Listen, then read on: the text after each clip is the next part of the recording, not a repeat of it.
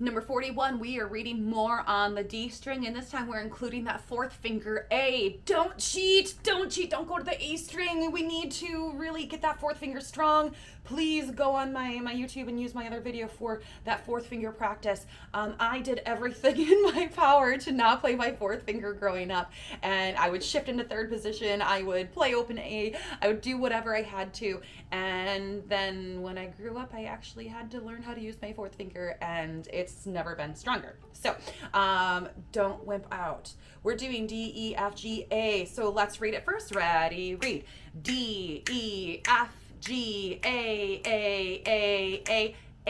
G, F, E, D, rest, rest. Yes, we have 5 A's in a row. So say 1, 2, 3, 4, 1 for all of those A's. Now let's pluck it. 1, 2, ready, go. D, E, F, G, A, G, F, E, D. Rest, rest. Good. Let's play with the bow. Ready, go.